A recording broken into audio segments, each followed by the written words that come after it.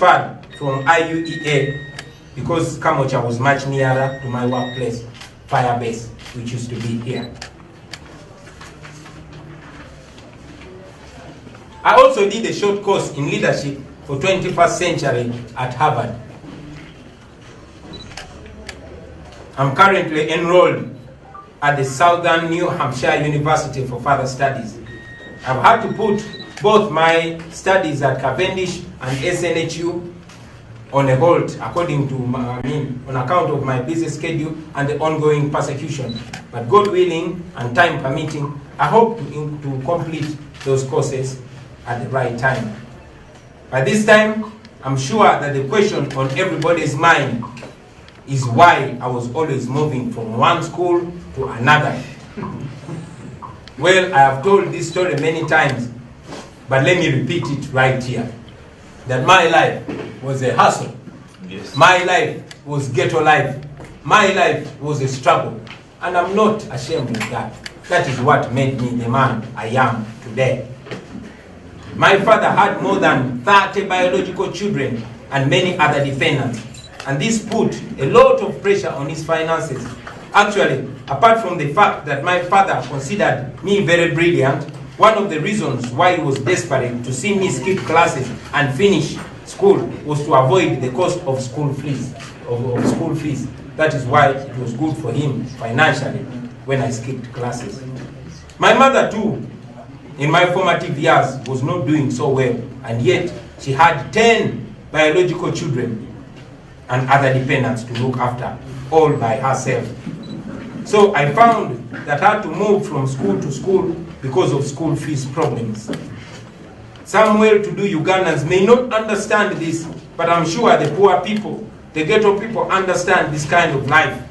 And I'm a real product of ghetto life. I am proud of this history because my greatest motivation is that. And I want to change the lives of these people because I understand their hustle. Finally, ladies and gentlemen, fighting a dictator is no simple task.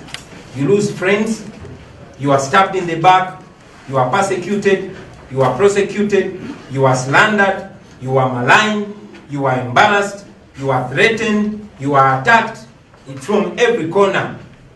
And yes, by every Tom, Dick, and Harry.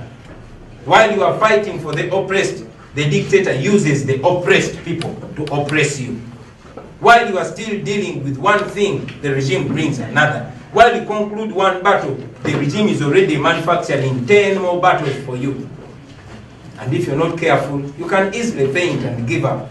But you must persevere, brothers and sisters. You must keep your focus. You must not lose your head. You must be tough. You must be solid. You must be ghetto.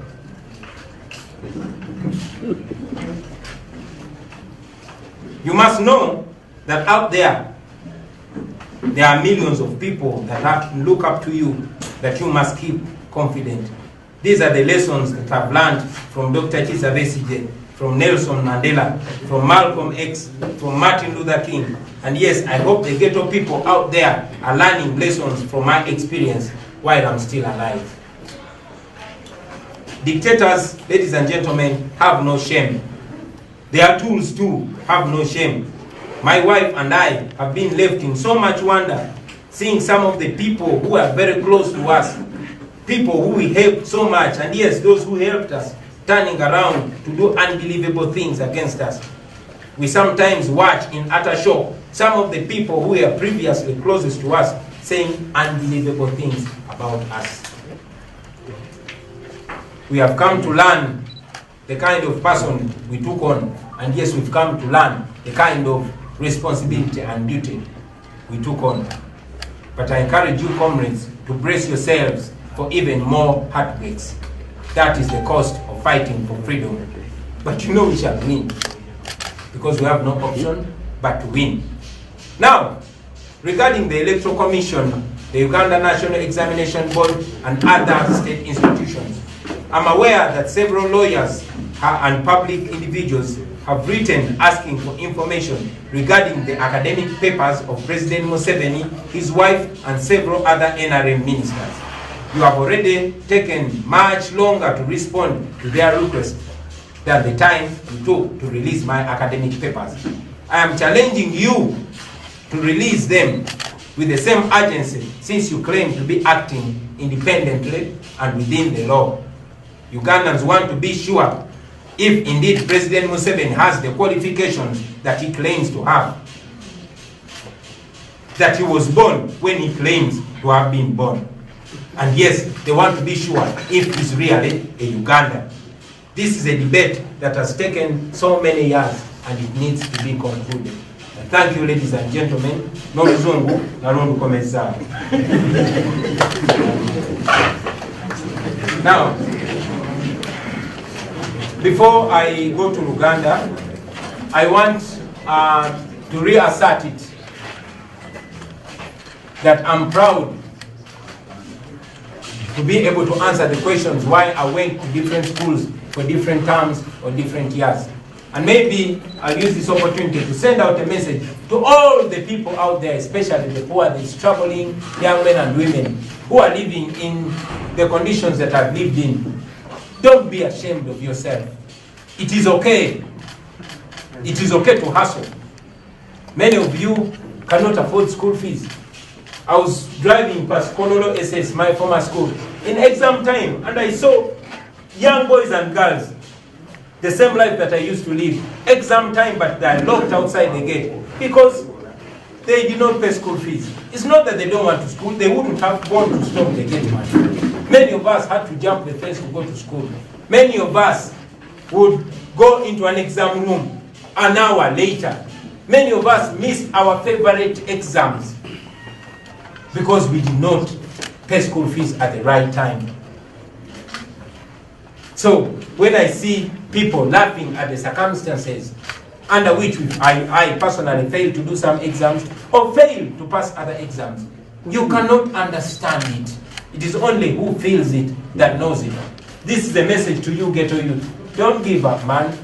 Don't give up. You're facing that, but it's preparing you for the future. It is preparing you for a time like this one. If I didn't go through that, I would not be as hard as I am today. So, take heart. You are doing the right thing. Don't give up. Just make sure you study. Make sure you get that qualification under whatever circumstances. You are going to need it. I've said it before and I say it again that the world is not looking for a man who can explain why he did not do something. The world is looking for a man that did something, no matter how you did it. So, if you see anybody doubting you, anybody trying to beat you down, point at me as an example. Katika ngende mu Luganda. Ndogere?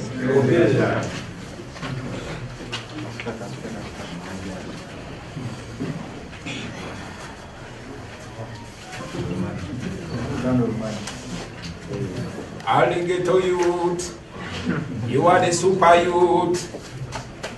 All the ghetto youth, this one for you. Mwebale nnyo basebo ne bannyabo anamazo betondera naye njagala okuddamu betondera olw'okubalimbisa ebbanga eddene nnyo bwe basebo ne bannyabo. Waliwo okutataganyizibwa kwe tufunye ku makya twesijagendamu naye mukkiriza okwetonda kwaffe okubalwisa basebo ne bannyabo obudde bwammwe tutwalira ddala ng'ekikulu. Era mu mbeera emu munzikirize mbategeeze nti oba oliawo sandivuddeyo kwogera ku nsonga eno kuba ffenna tumanyi bino ebiboozi babireese kutataganya revolution yaffe nakugezaako kutusala speedi naye kubanga era mmanyi nti waliyo bannaffe eyo abayinza okubanga emitima gyabwe tibenyise obanga beeraliikiridde olw'ebyo ebiyitingana ebikwatagana ku kusoma kwange n'emyaka gyange. Ensonga lwaki nsazeewo zije ensonga naye ngirambulule mu butebeke. Naye okusooka muzikirize mbawe ku byafaayo oba oliawo binatuyamba okulaba obulungi ekifaananyi n'okutuyamba okufumiitiriza ku nsonga kati zetuli mu kuyitamu olwaleero. Mu mwaka gwa 1999 Dr. Besigye yawandiika ekiwandiiko ekyali kikolokota gavumenti ya President Museveni. Ekyo n'ekiwandiiko kyatukyusa obulamu bwe embagirawo era ne kibukyusa olubeerera. Amangu n'embiro baamutwalirawo mu kkooti y'amagye ne bamuteekako omusango nti ayogedde ensonga ku platform oba ku mu mpuliziganya etali ntuufu. Mu mwezi gw'Oktoba omwaka ogw'2020 bwe yalangirira nti agenda kwesimbawo okuvuganya ku bukulembeze bw'eggwanga, twali tulowooza nti oba oliawo ekiwandiiko kyafuluma kyamuleetera ebizibu, naye ate kino kyamuleetera nnyo ebizibu kubanga okuva ku olwo yafugira ddala omulabe wa Pulezidenti Museveni n'ebitongole bya gavumenti byonna byonna ebisinga obungi.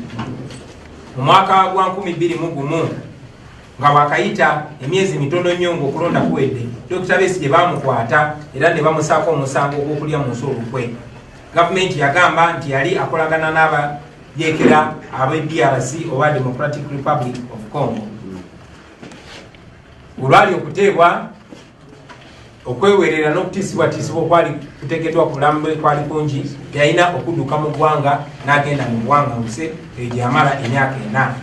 Mu mwaka gwa 2025 bwe yakomawo mu Uganda okwesimbawo mu 2026, kampeyini zaali zakatandika ne bamukwatirawo ne bamusaako omusango ogw'okulya mu nsi olukwe ne bamusaako n'omusango ogw'okwata omukazi.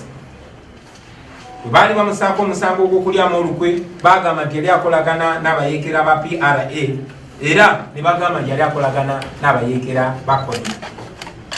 Ku nsonga z'okukwata omukazi, gavumenti yagamba nti mu mwaka gwa 1997 emyaka 9 egyali gyayise, bagamba nti Dr. Besigye yali akutte muwala w'omu ku mikwano gye gwe bayitanga Joanita Kyakuwa. Wayitawo emyaka mingi, ekooti enkulu erekulemberwa omulamuzi John Bosco Katutsi yagoba omusango guno era neeraga nti byonna byonna bye byali bamutaddeko byali byabukuusa, byali byakugezaako kumukolokota nakumulima mpindi ku mabega. Kinajjukirwa nti mu musango ogwo gwe bateeka ku Dr. Besigye ogw'okukwata omukazi eyali amwozesa kati akulira akakiiko k'ebyokulonda omulamuzi Justice Simon Byabakama Mujeni. Jeno Kayihura yali nnyo musango ogwo, n'olwaleero Commissioner General akulira ekitongole ekisoloza emisolo Mwami Musinguzi Lujoki nabo bazanya paati y'amaanyi mu muzannyo ogwo gwe baali basibye ku Dr. Besigye. Mu 16 omwezi gw'Okumi omwaka 2025 Dr. Besigye ne banne bwe baali basibiddwako emisango egyo baatwalibwa mu kkooti enkulu okweyimirirwa. Omusango gwali gukyagenda mu maaso, abasirikale bamukwata mundu abaali tebali mu uniform naye nga bambadde ebyambalo ebiddugavu balumbagana kooti ne bagyetooloola era ne bawamba obusenge obwali bukwatibwamu abasibe abaali balindiridde okweyimirirwa. Era oluvannyuma lwa byonna okweyimirirwa kwalemesebwa kubanga abasirikale bayingira mu ofiisi zonna ne bazikyankalanya abo baali bayita ba Black Mamba, era abasibe bamaliriza nga baziddwayo mu kkomera. Omwogezi w'amagye mu kiseera ekyo Major Felix Kulayigye yagamba eggwanga yaba Black Mamba baali bateekeddwa ku kooti basobole okukwata abo abasibe singa baba bateereddwa, basobole okugulwako emisango emirala mu kooti ey'amagye. Bannayuganda banyiiga ne balaga obutali mumativu ne basitula amaloboozi gaabwe, era gavumenti kyeyaddamu kwali kuwera nkuŋŋaana, kuwera kwekalakaasa na kuwera byonna byonna byali byogerwa ku muzannyo ogwo ku musango ogwo. Mwami James Nsababutuulo nga yali minisita w'ebyempuliziganya mu biseera ebyo yawera okwogera ku rediyo ku musango ogwo, era n'alabula nti rediyo oba TV oba empuliziganya yonna eneesangibwa ng'eyogera ku nsonga eyo yali egenda kugibwako layisinsi yaayo. Omulamuzi John Bosco Katutsi bwe yawa okulagira kwa kooti ng'alagira balekeraawo okugulako emisango oba okubozesa Dr. Besigye mu kooti y'amagye, General Eric Mwine yazimula ekiragiro kya kooti ekyo. Ekooti etaputa ssemateeka bwe yayongera nayo n'esala omusango ogwo n'eragira Dr. Besigye balekeraawo okumuwozesa mu kooti ez'amagye. President Museveni yavaayo n'abeera bwagenda okulwanyisa okusala kwa kooti okwo ng'akozesa amateeka ng'akozesa n'ebyobufuzi, era yagamba nti agenda kulonda abalamuzi abakolagana ne NRM bwe babeera ku ntebe y'abalamuzi mu kiseera ekyo. Era nga bwe mwalaba Dr. Besigye bamaliriza nga bamunominating okwesimbawo obwa president mu mwaka gwa 2006 naye nga bamunominating ali mu komera. Okuva ku olwo bassebo ne bannyabo okubonaabona kwa Dr. Besigye ne banne bwe baali balwanirira eddembe tekwakoma kwagenda mu maaso paka olunaku lwaleero. Olunaku lwaleero emisango mingi nnyo egimusimbiddwa egimuteekeddwako tasobola kujjukira mirundi gyakwatibwa. Misango mingi egimuteekeddwako naye tewali n'ogumu gwali tumusinze. Mu mwaka gwa 2007 muganda we gwe bayita Musaasizi Kifeefe yafa oluvannyuma lw'okutulugunyizibwa ennyo mu kkomera kumala ebbanga eddene. Bangi ku baganda baffe abalwaniridde eddembe babonyebonye nnyo, batulugunyiziddwa n'abalala bafudde. Era naffe wano tujjukira mwami w'omu ku mumyuka wa president wa National Unity Platform, omwami Roxanne Zedriga, bawa deputy waffe Dina Zedriga naye yabuzibwawo era kati emyaka 20 taddangamu kulabika. Mu mwezi ogwokubiri mu mwaka 2006 gavumenti yaleeta omwami gwe bayita Kizige Moses. Ono yali mbaka wa parliament wa Bugabula county era nga yali mu wamagezi wa president.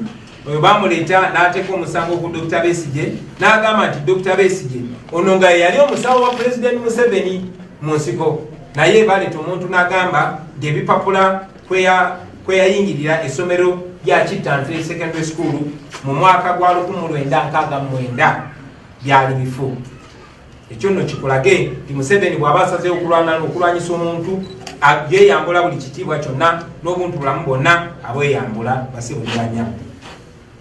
Kyewuunyisa nti nno gavumenti yagenda ne mu kyalo kya Dr. Besigye n'enfunayo abannakyalo ne bajja bawe obujulizi bagambe nti ddala Dr. Besigye yali teyasoma era ebipapula bye yali yakozesa emyaka 37 egyali giyise nti byali bifu. Naye nga bulijjo gavumenti ya Museveni ebintu bino byonna byereeta tekiri nti eba eyagala omusango gukusinge. Nedda babagala kuswazaswaza, babagala kumalira bute mu kooti, babagala kuteeka kubuusabuusa mu bantu abantu bakutunuulire nga babuusabuusa obwesimbu bwo. Ensonga endala gye njagadde okwogerako ekwatagana ku mbeera gye tuli mu kuyitamu olwaleero ye mu Desemba wa 2024. Mujjukira nti nno omulundi ekibiina kya FDC oba Forum for Democratic Change bwe bagezaako okuwandiisa ekibiina ky'ebyobufuzi, abantu bangi nnyo bawagibwa gavumenti ne bajja ne bagenda mu kooti ne bawakanya okwewandiisa kwa FDC ng'ekibiina nga bagamba FDC kibiina kyabayeekera. Baleeta ensonga nga basimbye ku kabonero ka FDC ku mibala gyayo ne ku bintu ebirala ebyali mu FDC. Era oluvannyuma lwa byonna mujjukira nti omusango gwateekebwayo nga bagezaako okulemesa FDC okunominatinga bakandidate. Bannayuganda bannange, nfubye okutottola bino byonna ebyafaayo okusookera ddala nga njagala baganda baffe abato mu myaka abaali abate nnyo bino ebintu nga bibeerawo basobole okumanya ekibadde kigenda maaso mu ggwanga lyaffe. Njagala bamanye ebyafaayo by'ensi yaabwe naye era njagala bamanye nawa bwe tuli basebo ne bannyabo. Njagala obbasaba abasobola mugende musome akatabo ka Dr. Olive Kobusinge ke bayita The Correct Line, oba musome akatabo ka Daniel Kalinachi ke bayita Kizza Besigye and Uganda's Unfinished Revolution. Mujja kutegeera Museveni yaani bwe tuli mu kulwanagana naye. Mujja kutegeera omuyeekera eyawamba ensi yaffe oluvannyuma lw'okukulembera olutalo lwatirimbula bamaama baffe ne bataata baffe. Olunaku lwaleero nga tufugira ku mudumu gwa Mungu mujja kumutegeera bulungi. Kiba kirungi nnyo ne tutegeera omuntu gwe tudiringa naye, kijja tuyamba nnyo naffe okumanya stepu ze tulina okuteekenga. Ekyokubiri, njogera ku bino ebintu okussa ekitiibwa mu abo abatusookawo nga Dr. Besigye ne banne abaakulembera mu lutabaalo luno naffe ne batuwalo okumanya nti Museveni alwanyisibwa. Ate Museveni naffe tulina okukakasa abanaddako nti si kulwanyisibwa bulwanyisibwa naye Museveni awangulibwa.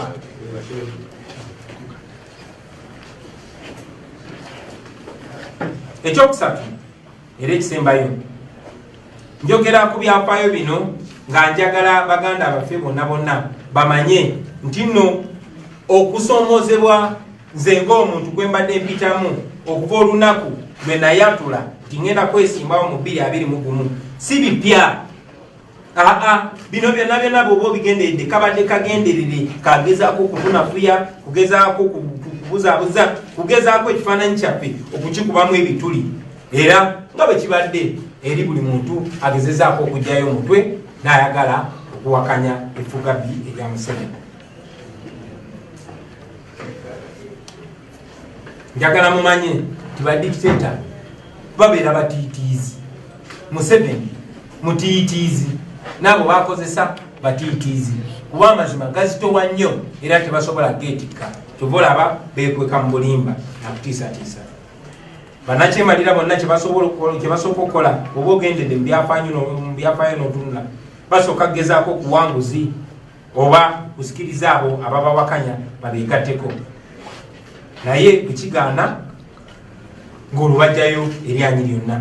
Era Mukama bw'anaaba ampadde obudde n'obusobozi biseera eby'omu maaso, nja kubayo ate mbatotolere bantu bameka na mirundi emeka gavumenti ya Museveni gyesobodde okuntuukirira oba gye yafuba okuntuukirira, baali bakyasobola okuntuukirira nga bagezaako nange okumpa ku ezo zi-biliyoni ze babbye ku bawi b'omusolo, bagezeeko okundongowaza nange okunteeka ku sayidi yaayo.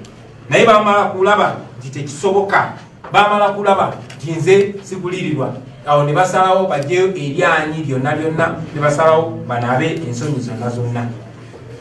Naye ng'ojjeko ekyo baganda bange, njagala mmanye nti bannakyemalira ekyokulwanyisa oba wiponi gye basinga okukozesa ate ekyennaku ge mateeka. Ng'ojjeeko okugulirira, ng'ojjeeko okutiisatiisa, bakozesa amateeka nga tuuli yaabwe obanga ekyokukozesa kuviira ddala mu bazungu nga bafuga omwana w'omuddugavu n'effugabbi mu apartheid South Africa paka ku ba Bashir, ba Hosni Mubaraka, ba Gaddafi n'abalala, bakozesa teeka nga weapon ey'okunyigiriza bannaabwe. Okuva lwe twalangirira nti tutandise People Power Movement, gavumenti ya Uganda efubye okukozesa amateeka mu ngeri enkyamu ogezaako okutulemesa. Mu Arua mujjukira ng'oggyeko ekyokunteekako omusango ogw'okulya mu nsolukwe, bagamba nti basanze ne zimashini gaani 2 mu luumu yange, newankubadde zaamala ne zibula ng'empewo. Banteekako omusango nze wamu ne bannange nti twakuwa emmotoka etayitamu masasi, naye nti ffe twagikasukira ejjinja neyatika. Twakwata ejjinja limu abantu 30 n'omusobyo ne twasa emmotoka eyo, yenjogera ya Museveni ne banne. Oluvannyuma lwa byonna banteekako omusango ogw'okuwakanya omusolo ku intaneti. Era olunaku lwaleero ntambulira ku zi police bond ku misango egisukka 20. Mu mwaka oguwedde ekitongole ky'omusolo ekya Uganda Revenue Authority kyandeetera biiru ennene gye sirabanga nako, ne baŋŋamba nti bateebereza nti nali nkola sente nnyingi nnyo naye ate nali siwa musolo gumala. Mujja kujjukira nti omwaka oguwedde era nze wamu ne bakulembeze bannange omuli mukulu Joel Ssenyonyi n'abalala bwe tubadde tukulembera ekisinde ekya People Power, baatutwala mu kooti ne batugulako omusango ogw'okubeera nga tukulembera ekisinde kye bayita People Power. Mu bannamawulire mukijjukira ekyo. Emisango ekiteekeddwa ku nze ng'omuntu mingi nnyo. Bataddeyo abantu ne bateekako emisango nga batandikira mu kugamba nti ettaka lya wano ekamota tuyimiridde olwaleero nti tulina mu bukyamu, ne bagamba ne baleeta omusango nti amaka gange emagere ndiwo mu bukyamu, ne baleeta n'omusango nti ebusaabala gyenyina biiki nayo ndiwo mu bukyamu. Buli omu akimanyi nti bino ebintu mbadde nabyo emyaka egisukka mu 10, naye ekyo tekiganye gavumenti wakati mu buswavu bwayo okuvaayo nereeta ebintu ebisesa ng'ebyo. Naye era mumanyi nti byonna biriwo kubanga nakigamba ate nga sikizaayo nti ngenda kwesimbawo ate tugenda kuwangula Museveni mu mwaka 2021. Juzi wano bwe twavaayo ne tulangirira ekibiina kya National Unity Platform ng'ekibiina ky'obufuzi. Abantu abamu baavaayo ne bagamba nti twalondebwa okulembera kino ekibiina mu bukyamu mu bumenyi bw'amateeka. Newankubadde ekiswaza nnyo ng'era bwe kibulikika, abantu be bamu baali ku press conference nga balina membership card ze baafuujinga byonna mubiina ku kamera ne bagamba nti bagenda kuloopa mu kooti. Naye ate kyewuunyisa nti bwe bagenze mu kooti okuloopa omusango, ate zi membership card ze bagambye nti balina tebaziwaddeyo, era ne bagamba nti ekibiina mu kiseera ekyo kyali tekigaba membership card era tebabawa membership card. Eno ensonga eringeri gyeri mu kooti sigenda gyogerako nnyo kubanga ekyo kooti tekikkiriza kwogera ku musango nnyo guli mu kooti. Naye era ndowooza mulaba obuswavu bwa President Museveni ne banne bakola nabo. Tulina obukakafu nti ebitongole bya gavumenti naddala ebikuumaddembe be bali emabega w'abano abantu be babateekamu ssente ez'omumu w'omusolo okugezaako okulwanyisa abo abagezaako okulwanirira Bannayuganda. Naye kituwa essuubi baganda bange nti ebintu bino byonna byonna tebyakasooka okolebwa. Bino ebintu byonna byonna bize tebimalako era mbakakasa nti ku mulundi guno tebigenda kumalako. Ebyo byonna nga maze obyogera baganda bange, ebyo byonna nga tumaze obyogera, njagala otwala guno omukisa ate okwogera ku nsonga ebadde mu mawulire ebadde ku mimwa gy'abantu ebbanga lino lyonna lyonna eriyise.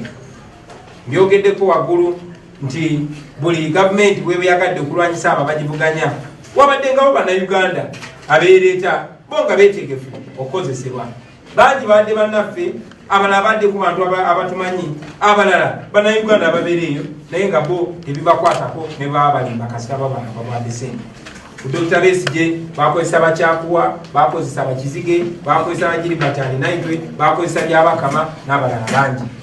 Kunze muze mu balaba bwe bakozesa era nga abalala nabo bakyajja. Naye njagala obbakakasa mmwe basajja mmwe nti amateeka gali ku ludda lwaffe, Bannayuganda bali ku ludda lwaffe, ne Katonda ali ku ludda lwaffe. N'olw'ensonga eyo tujja bawangula buli kabaadi ke muleeta.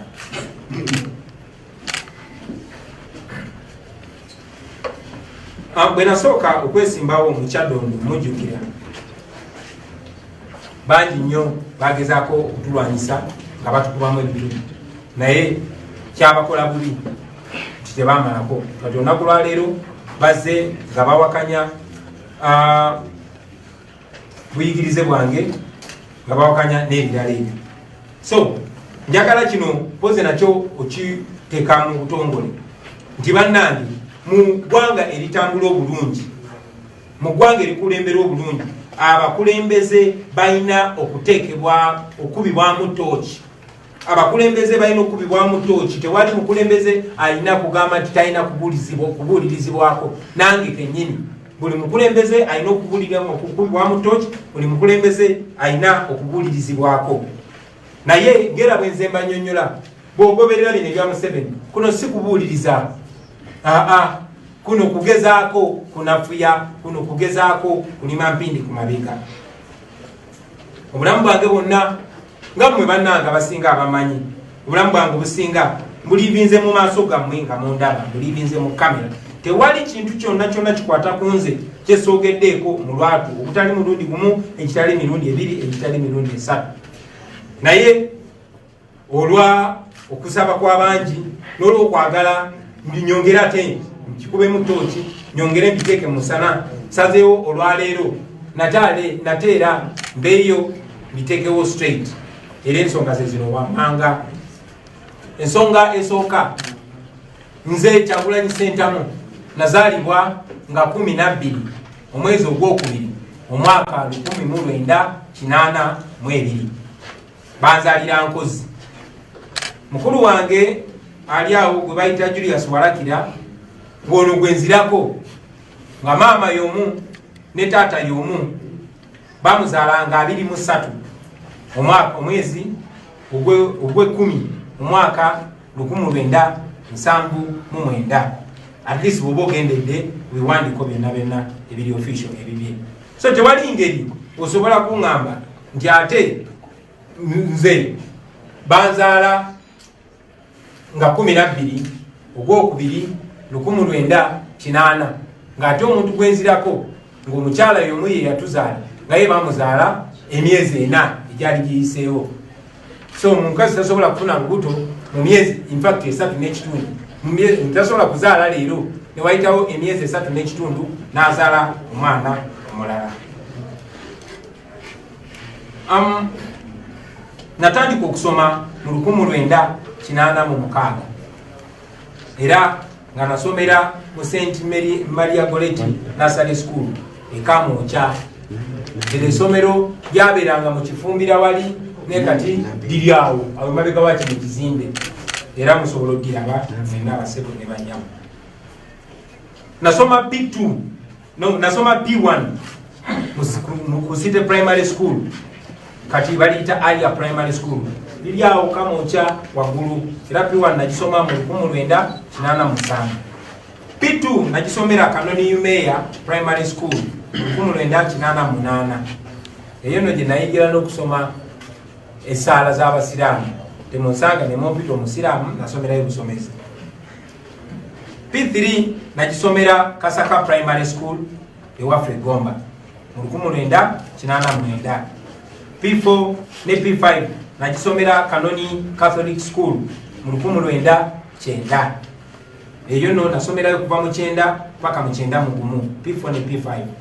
P6 nagisomera St. Aloysius Primary School e Bukalaji mu 1992.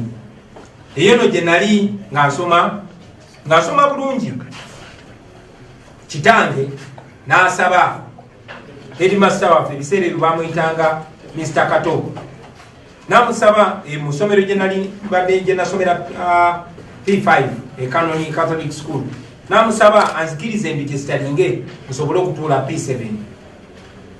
N'olw'ensonga eyo P6 nagisomako taamu 2 taamu yasembayo nagimala nasoma P7 era nentula ebigezo mu mwaka gumu ogwo gwa 1992 nempita nengenda mu senior 1.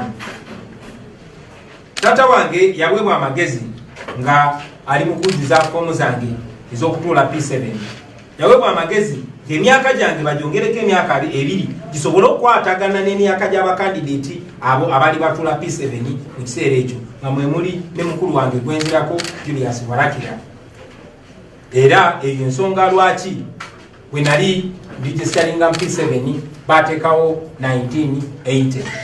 Ekyo nno ensobi gye nalina okutambula nayo ku empapula zange information eremu esobole okufaanagana nalina okutambula n'ekyo paka ku senior 4 nalina okutambula n'ekyo paka ku senior 6 nalina okutambula n'ekyo paka ku university.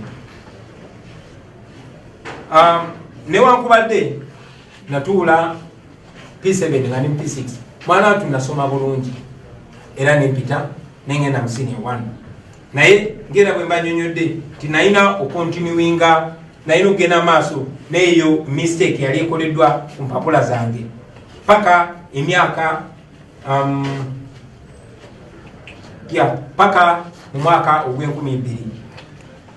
So kino byagadde mukibajjukize nti taata wange omugenzi kati JW Centamu emyaka 9 egiyise mu mwaka gwa 2010 ayina interview gye yakola era nga video recording eyo gyeri ng'annyonnyola engeri bino byonna gye byali bikoleddwa. Oyo yali kitange omugenzi JW Centamu. Eyo video eri available era tujja gibawaako. Ensonga y'emu omu ku bakulu bange Ediyawe waliwo interview gye yakola emyaka 14 egiyise mu 2007 era n'akinnyonnyola bulungi nga bwe nasobola okutuula P7 nga ne P6. Era n'omu ku bakulu bange Nyanzi mu 2008 waliwo interview gye nalabye era nga naye yali akyogerako. N'olw'ensonga eyo eno ensonga si mpya, eno ensonga tezze lunaku lwa leero.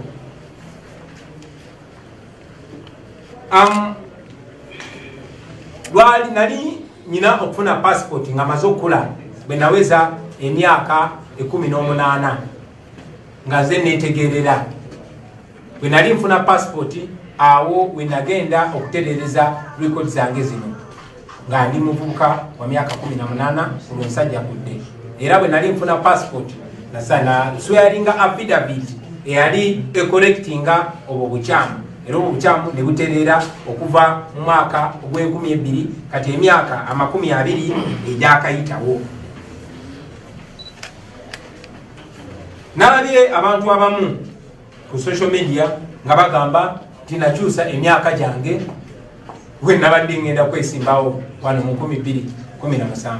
Njagala obasaba mugende munoonyereze bulungi nnyo sente ze babasasula okutulimirira muzikozese bulungi, mukole research, muleme kola nsobi ate zigenda baswaza mu maaso g'abantu.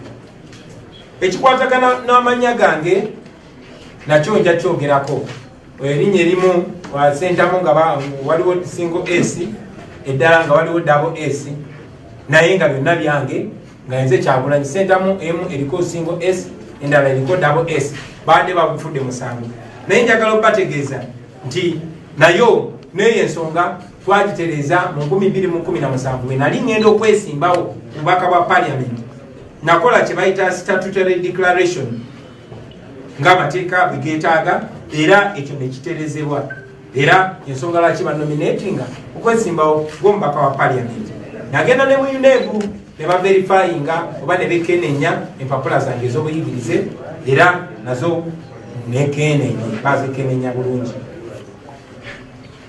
Kasubire nti ekyo ekyokukintanya ekyo kijja kuyamba baganda baffe abali eyo emitima begibadde gyewanise nga balowooza oba bano abantu abatulimirira bayinza okuba n'obutuufu bwonna tebalina.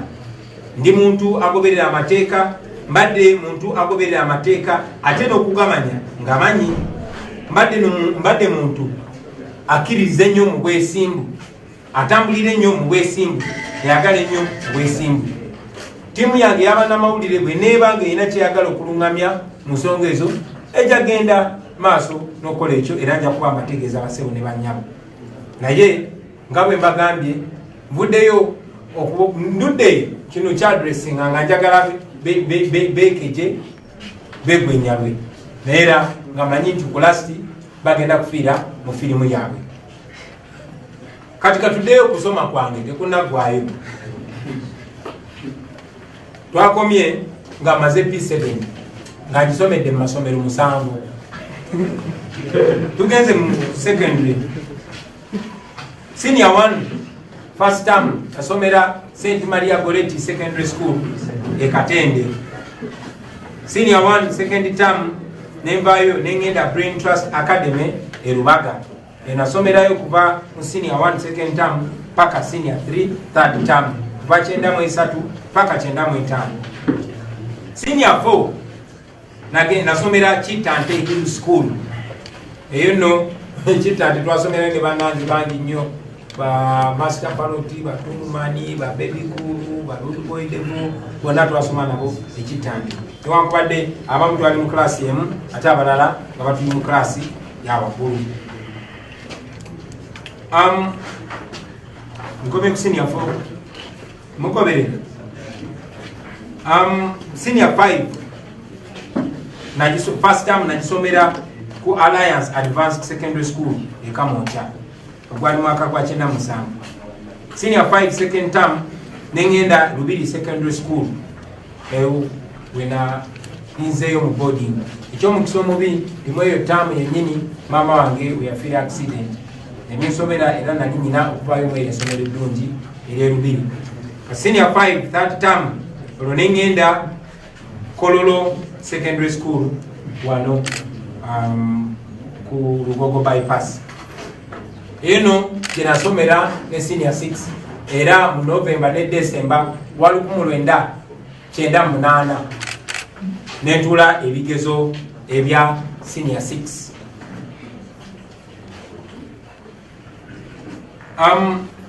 Bwe navaawo naweebwa ekifo e Makerere University era ngaawo nali mpeereddwa ekifo okugenda okusoma degree Bachelor of Arts in Social Sciences mu 1999. Nasoma omwaka ogwo twasoma n'abantu bangi nnyo ab'ebitiibwa nja kuba mbogerako gye bujja era ngaawo nali nkola amasomo erya anthropology erya political science n'erya economics naye omwaka ogwo gwennyini nga gugwako nayina okudropinga out kubanga baali bampadde ku private sponsorship twasasulanga ndowooza emitwalo nga 45 buli semester ezo sente zaali nyingi nnyo nasobola ndowooza kusasulako semesters 2 n'abaali banyambako banyanzi n'abalala nga yala zitandise okubakuba nga sobola kusasula kosi yange era nayina okudropinga out kubanga nali njagala nnyo okusoma naye nga sirina sente ate ng'ebiseera ebyo interest yange mu music yali erinnya ennyo ne mu drama nagenda ne applyinga buto e Makerere ne applyinga for government scholarship kubanga ebiseera ebyo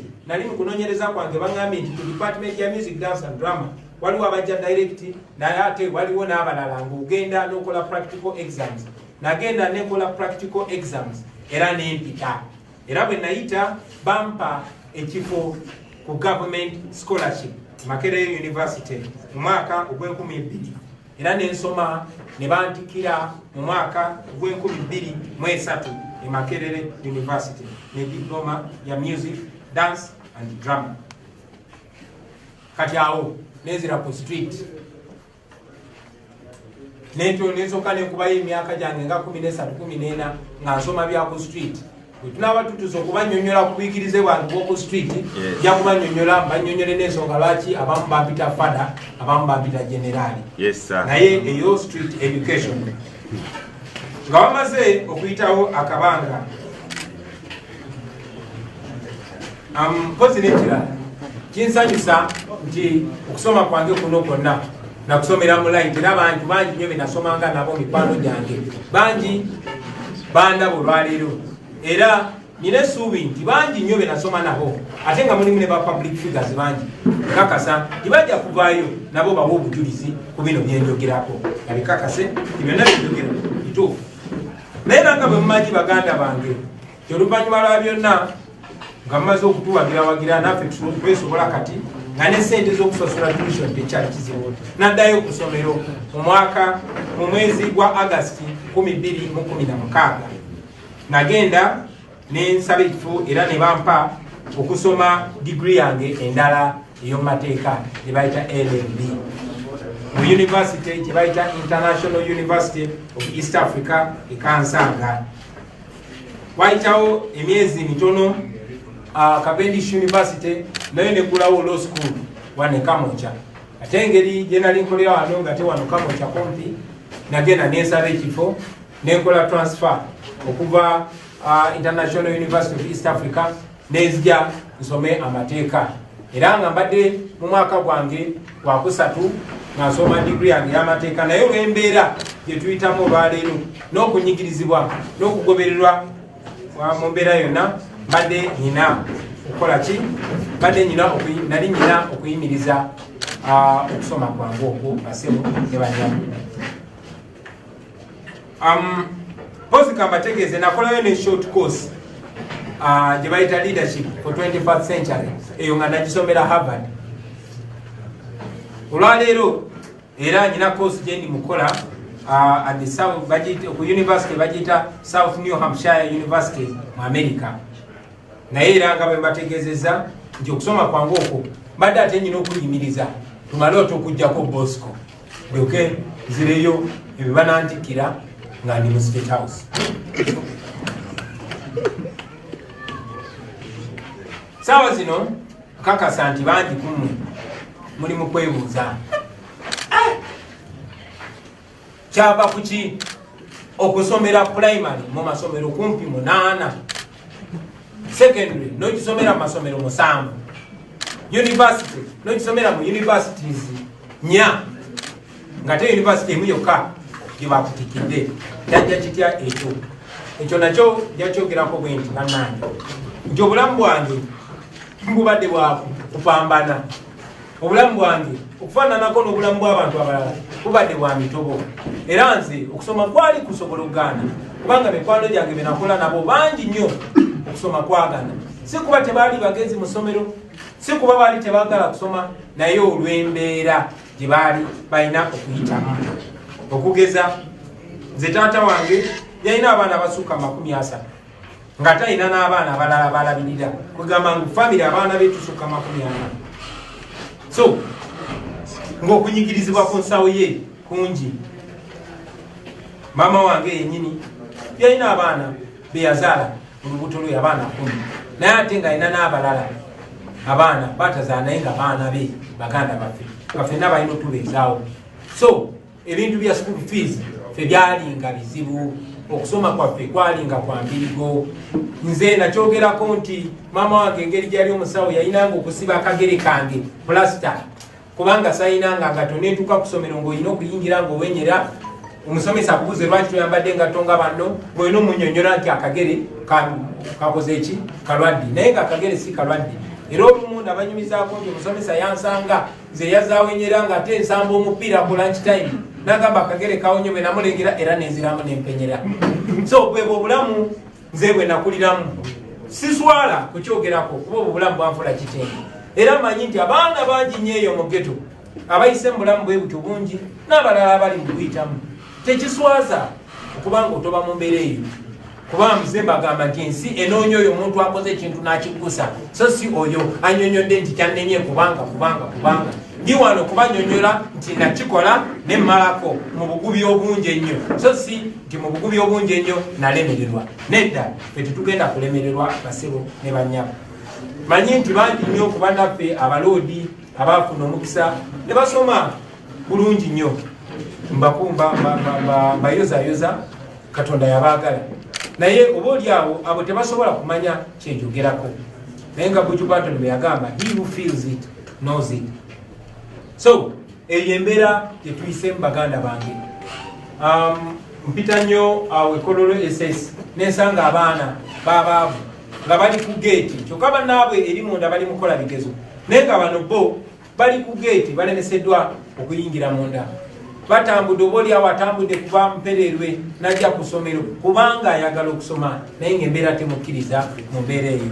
Bangi nnyo bayingira mu bigezo nga n'obudde bwaweddeyo dda. Nze omu kwabo abaana abaabeeranga ebweru ne beegayirira, oba oliawo n'oyita kitaawo oba mukulu wo nannyonnyola baasa oba nannyonnyola omusomesa bakukkirize osobole okukola ebigezo. So n'okunyonnyola n'okusanga nti oba oliawo ebigezo ebimu twabikola nga bwe twali tulina bikola, oba oliawo singa embeera yali esingako obulungi singa twasoma bulungi. Eyo nno yemu ku nsonga lwaki nfiirawo okulaba nti tewali mwana wa ghetto abeera mugezi naye ate n'alemesebwa mu mbeera eyo. Ensonga lwaki nfiirawo ndabe nga tuyitereza, kubanga bye nayitamu si buli omu nti asobola okuyitamu n'atuuka olwaleero ng'alina ebisanyizo ebyo. Embeera ebeera ng'eriwo okulwanagana naawe omwana wa ghetto. So mwe batoto ba ghetto, mwe abali mu byalo, mwe abali mu busomero obunyomebwanyomebwa, temwenyoma bakyali bange. Bulijjo mbagamba nti batukasuka kulalira naye twadda na birimba, batuzaala ng'ensobi naye twafuuka ensonga. Kati bwe ndaba avudde mu ghetto olaba ng'ekimuli ekimeze mu nkokoto, one yakola ng'eyo mu wino yazimbye zaako eryebu. Ebigambo oba owulira biwakanya eyo mulage ku Kyagulanyi yenze ebyo bintu bya ddala owulidde. N'ekirala baganda bange nga maliriza, njagala nnyo mujjukire nti olutalo lwe tulimu si lwangu, obanga owakanya oba olwanyisa dictator agenda kukola buli kimu, era suubira nti buli kimu ojja kifeesinga muganda wange. Guno si mulimu mwangu, tujja kufiirwa emikwano, oba gwe awakanya dictator ojja kufiirwa emikwano, ojja kuliibwamu enkwe, ojja kunyigirizibwa, ojja kusibibwa mu makomera, ojja kwogerebwa amafuukule, ojja kuswazibwa, ojja kutiisibwa, ojja kulumbibwa mu buli koona. Bajja kukozesa abantu bw'oba obadde omanyi nti bakwagala nnyo bakulumbagane, naye lemerako muganda wange. Ogwo gwe muwendo gwe tulina okusasula nga tulwanirira eddembe. Ogwo muwendo ogusasuddwa, kuba abamu basasudde na bulamu bwabwe. Mpozi njagala mujjukire mwenna abali eyo nti abantu bangi miliyoni na miliyoni abayise mu bulamu ng'obwaffe, abantu abayise mu bulamu ng'obwange bali ebitundu ebisukka mu 8 ku buli 100. abo bwe mulaba abavuga boda ne degrees abo, abo bwe mulaba abameidi, abo bwe mulaba ku zi washing bay, si busiru, si butayagala kusoma, si butasobola, no, naye embeera ebateekeddwako naddala abo ababa bakulembera, embeera ebatadde mu mbeera gye balimu kati. Era kyekitulwanyisa emisana n'ekiro tulabe nga abaana baffe tebayita mu mbeera gye tuyiseemu, kubanga tetuli sure bwe banaaba mu mbeera eyo banasobola okumalako ngaffe ababazadde twamalako. Ekimpa essanyu nti nze enjiga zino lesoni ziyigidde ku bantu nga ba Dr. Besigye, nga ba Mandela, nga ba Malcolm X, nga ba Martin Luther King. Era kansubire nti abaana abageto abali eyo nange banandabirako era ne bantwala ng'ekyokuyiga naddala nga nkyali mulamu. Njagala okumaliriza baganda bange nga buno bubaka bujagenda eri akakiiko k'ebyokulonda, akakiiko k'ebyenjigiriza, k'ebyebigezo, Uganda National Examinations Board n'ebitongole bya gavumenti byonna byonna. Manyi bulungi nnyo nti waliyo balooya n'abannayuganda ababawandikidde nga baagala okumanya ku bikwata ku kusoma kwa Pulezidenti Museveni, ebikwata ku kusoma n'obuyigirize obwa mukyala we Janet Museveni, n'abamu ku bakungu aba NRM ne ba minisita. Mubadde bangu nnyo okuwaayo ebiwandiiko byange byonna, era njagala okubasoomooza bwe mubanga ddala mugamba nti temwina kyekubira, bwe mubanga mugamba mugoberera amateeka, njagala okubasoomooza okuvaayo muweeyo ebiwandiiko ebyo ebikakasa nti Pulezidenti Museveni ayina obuyigirize obwetaagisa. Njagala okubasoomooza muveeyo mulage nti Pulezidenti Museveni obuyigirize bwayogerako ddala bw'ayina. Njagala okubasoomooza muveeyo muleete ebiwandiiko ebikakasa nti ddala emyaka Pulezidenti Museveni gy'agamba gy'ayina. Era njagala okubasoomooza okuvaayo okakasa nti ddala Pulezidenti Museveni munnayuganda nga bw'agamba. Ebyo amaze obyogerako, ebirala nja kulindirira ebibuuzo byammwe basebo banyama. Mwebale nnyo, mwebalire ddala. Mpozi ngenda basaba obaolyawo nga tetuna nga sinaddamu bibuuzo.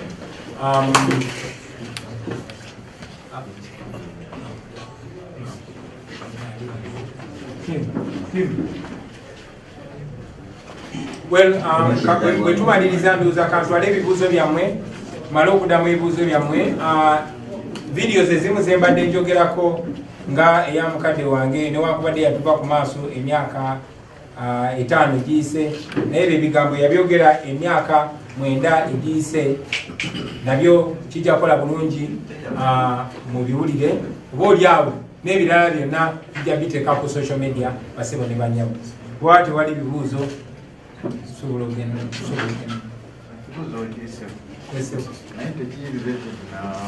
Njagala twogere ku nsonga eno kuba ensonga enkulu.